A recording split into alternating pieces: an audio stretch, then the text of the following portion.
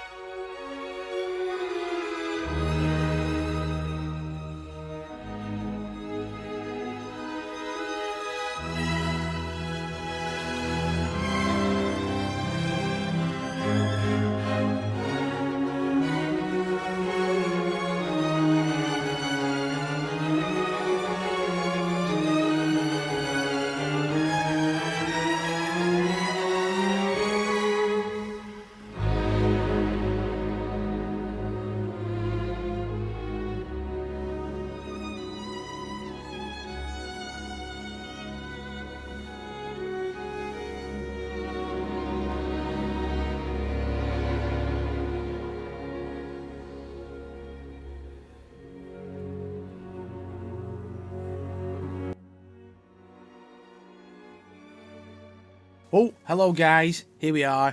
Just a quick go through, shall we, about my colouring process. So this is Affinity Photo 2.6. Oh, hey, there we go.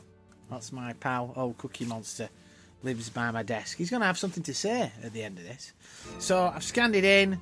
I've dropped the contraster. All right, mate. Come out of the way. What are you doing? I don't think he was very happy here.